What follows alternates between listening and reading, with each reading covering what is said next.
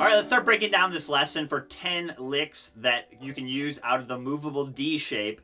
So for this lesson, I wanted to use licks that used no open strings. So sometimes these are called closed position licks. So closed position just means we're not using any open strings, right? And there's pros and cons to using open strings, right? Open strings can make the licks easier to play, but the downside to using open strings is you can't easily move the lick to a new key.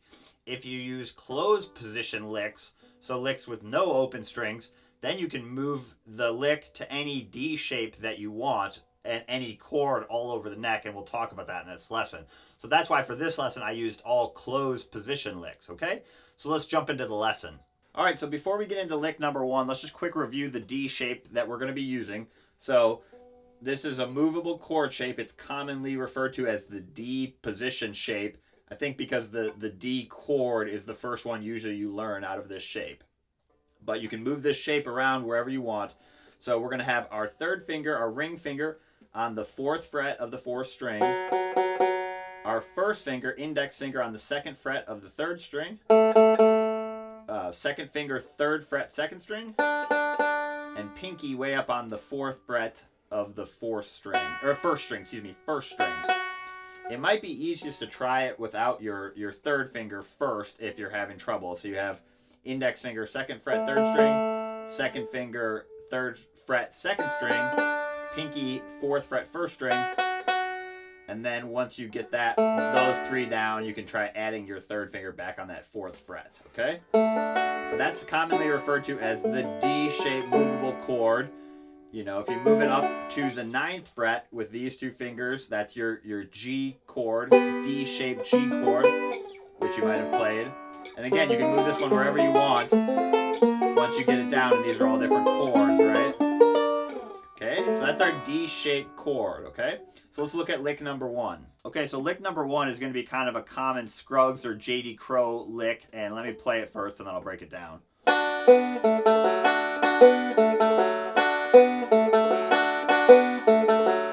Okay, do it one more time really slow.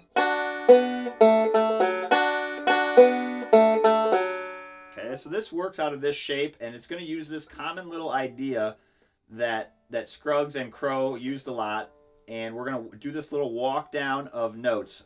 3rd fret, 2nd string, and then you're going to move your ring finger to the 4th fret of the 3rd string, and then 2nd fret, take your 3rd finger off on the 3rd string, and then down to the 4th fret. So you have 4 notes.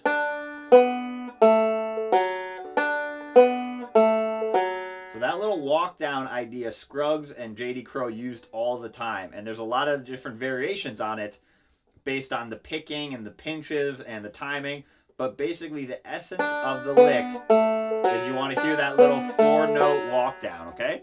So the only thing we're going to do to start it is we're going to pinch strings 2 and 1 just to fill it up, and then we're going to play that 4th fret, and then we're going to play the 2nd fret twice with thumb index with our right hand, and then down to the 4th fret, and then pinch. So you have,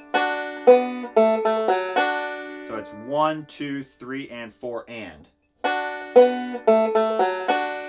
then the second half of the lick, that note carries over from the and to beat 4, and then you pinch again on the and to beat 1, and then you would do the walk down again. So you have, so it'd be 1, 2, 3, and 4, and 1, and 2, 3, and 4. And you can really play with that idea and play with the timing. Again, you could do it simpler, you know, or do it more like rolling, you know, or roll forward. You just want to hear that little walk down idea embedded in there somewhere. And again, this can either be a 1-measure lick or a 2-measure lick like we're doing here. Again, you can move it. So once you get it down, move it around. You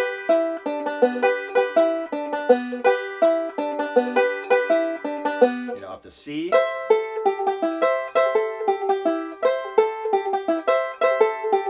High D.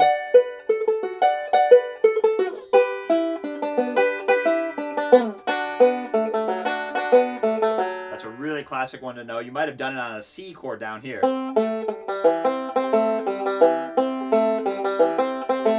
Same idea.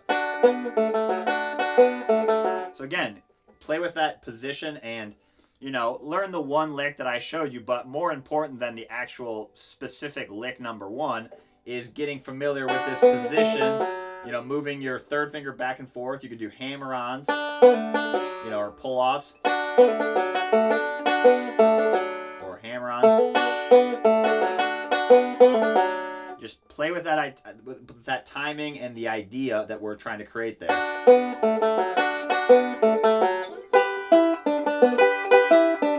know, and move it up. You know, so that's what we're doing there. So that's lick number one. Lick number two is going to be a similar idea, except we're going to slide into it. So we're going to pause on beat one. So what I would recommend is count beat one at first. 1, and then we're going to slide from 1 or 2 frets below. It doesn't really matter. You're basically just sliding from below up to the note that we want. So we have 1, and then let me play it and then I'll break it down. So.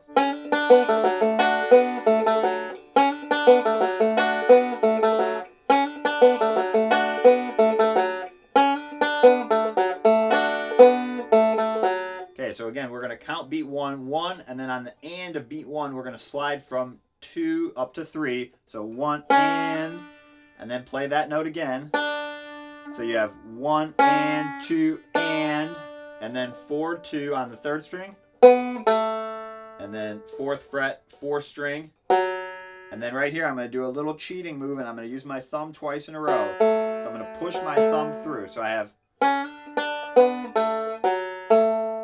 and then that allows me to pinch here, which is basically the second half of lick 1, just the timing is slightly different. So we have,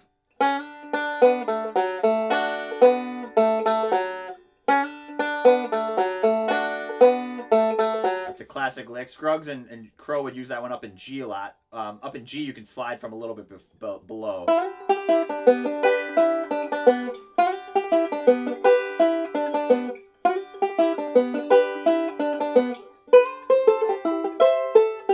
So with all these licks, once you get it down, remember, move it around. And again, play with the timing too. You know, what I like to do with licks is take an idea like that, like that little slide, you know, and then just see what I can come up with. You know, it's not all going to be perfect at first, but what I'm working on is just using that lick as a jumping off point for my own creativity. So really just seeing what I can come up with. Okay,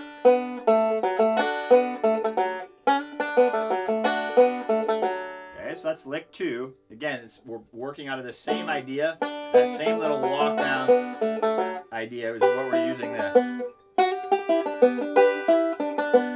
Okay, lick 3 is just totally different. We're not going to use that similar idea, same position though. This one is just going to be using how to get some more notes out of this D-shaped chord.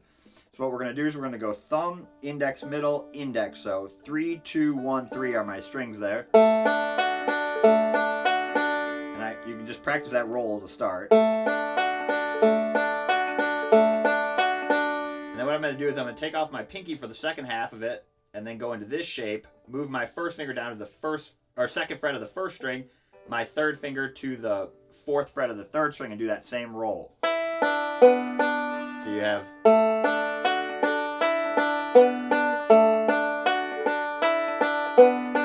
what we're practicing here is just getting some more melody notes. So we're finding these other melody notes we can use here and here. So see how we can get more interesting sounds rather than just like doing like a forward reverse roll on a D chord, for example. Now I can go like,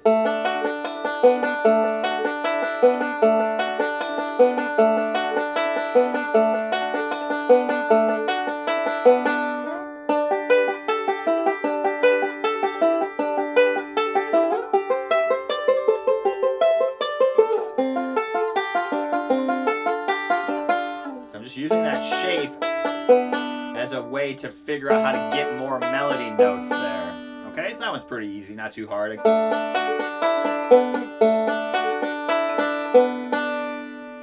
Okay, lick number 4 is a little pull-off lick. Let me play it and then I'll break it down.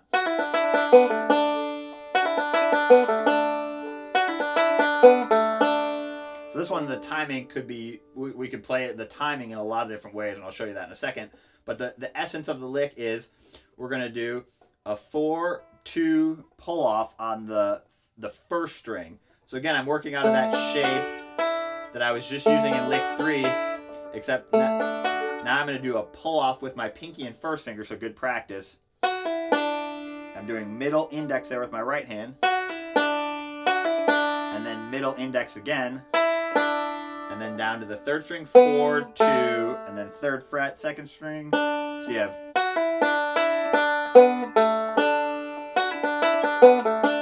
that one. I kind of do maybe play with a little bit of swing. Or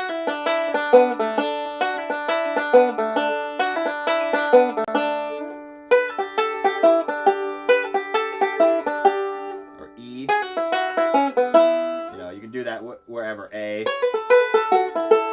Okay? So if you needed that lick to be longer, you could play with the timing as well.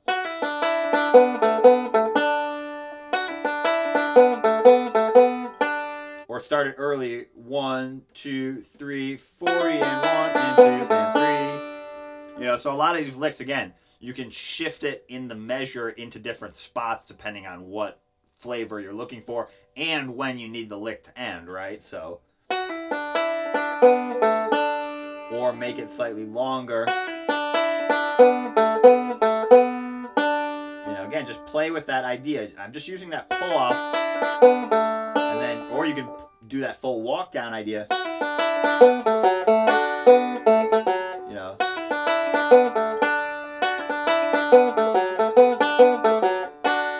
Just taking those ideas and then mixing it up. That's lick number 4. Lick number 5 is just a variation on that, and we're going to show you how to take a major sounding lick, just like a major pentatonic sounding lick. If we substitute the 4th fret on the 1st string for the 3rd fret, we can get a bluesier sound. I'm going to use my 3rd finger this time, same pull off. And then instead of using the 4th fret with my 3rd finger on the 3rd string, I'm going to use the 5th fret, which will make it bluesier. So we have, instead of, that'd be like more like a bluesy song if you want, you know. That kind of D minor sound. Or make it major. So a little bit of music theory can go a long way there in creating new licks. So instead of taking this 4th fret, which is the major 3rd, now we're taking the minor 3rd and pulling off. And then instead of using the 6th tone right here, we're using the flatted 7th tone, which makes it bluesier. Or combine the two and do the major 3rd with this flatted 7. You know, you can do it up in G, or up here, minor.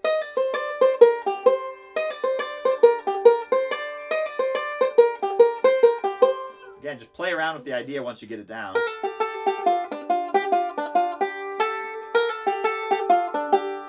And just kind of make it your own, okay?